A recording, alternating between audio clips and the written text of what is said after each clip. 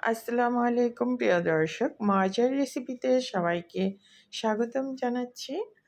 আজকে তৈরি করব কাঁকরোল দিয়ে মজার একটি ভাজি তৈরি করব। খেতে কিন্তু অসম্ভব মজার। রুটি দিয়েও খেতে পারবেন, আবার গরম ভাতের সাথে তো অসম্ভব মজার হবে। যারা এখনও এই ভাজিটা তৈরি করে খান নাই, তারা চাইলে একবার অবশ্যই ট্রাই করবেন। অনেক মজার। এখন তো কাঁকরোলের সিজন, চাইলে এই মজার ভাজিটা একবার তৈরি করে খেতে পারবেন। অনেক মজার।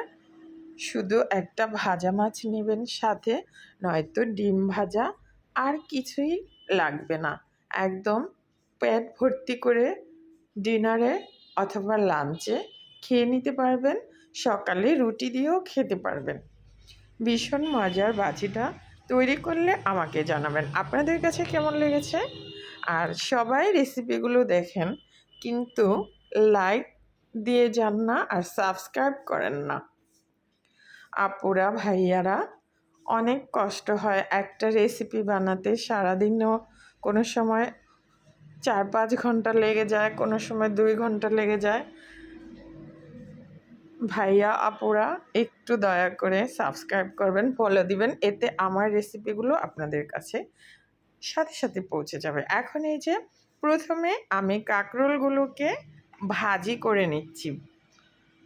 পর্যাপ্ত তেল দিয়ে এগুলোকে একটু হলুদ দিয়ে লবণ দিয়ে এগুলো একটু লাল লাল স্পট পড়বে, সে পর্যায়ে কাঁকরোলগুলোকে ভেজে নিচ্ছি। কাঁকরোলগুলো যদি এভাবে ভেজে নেন তাহলে খেতে অসম্ভব মজার হয়।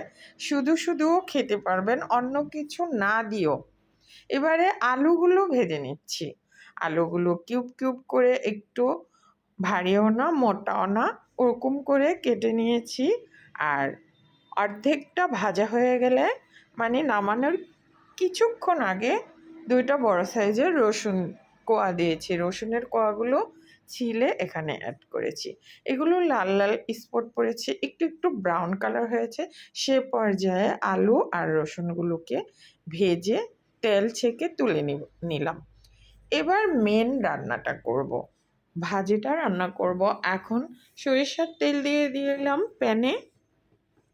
এবারে দিয়েছি 1 মুঠ একদম ভর্তি করে পেঁয়াজ কুচি, অথবা হাফ কাপ পেঁয়াজ কুচি দিয়ে এখন পেঁয়াজটাকে, এখানে কিন্তু বেশি তেল অ্যাড করা যাবে না, যেহেতু আমরা ওগুলো তেলে ভেজে নিয়েছি। ওখানেও সবজিগুলোতে তেল রয়েছে। যদি আপনাদের তেল চিটচিটে মনে হয়, তাহলে ওই সবজিগুলো ভেজে টিস্যুতে রেখে দিবেন, তেলটা শোক করে নিবে।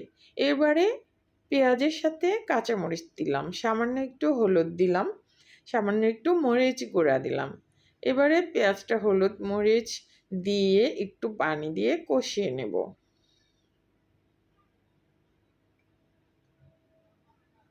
এবারে দিলাম চিংড়ি। চিংড়ি মাছ দিয়ে পেঁয়াজের সাথে চিংড়িটাকে সুন্দর একটা অ্যারোমা বেরো হবে চিংড়ি থেকে, সে পর্যন্ত কষিয়ে নেব।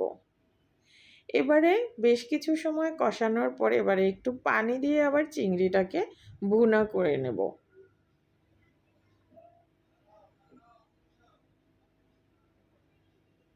চিংড়ি মাছটা ভুনা ভুনা হয়ে গেল। এ পর্যায়ে ওই যে ভেজে রাখা আলুগুলো অ্যাড করে দিলাম। আলুগুলো এবার পেঁয়াজের সাথে মিলিয়ে মিশিয়ে একাকার করে নিলাম। এবারে একটু পানি দিয়ে আলুটাকে প্রথমে একটু রান্না করে নেব, এতে করে আলুর ভেতরে মশলাটা প্রবেশ করবে।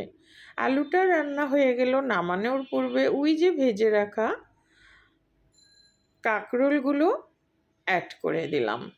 এবারে কাঁকরোল আর আলুর সাথে মিলিয়ে মিশিয়ে দিলাম।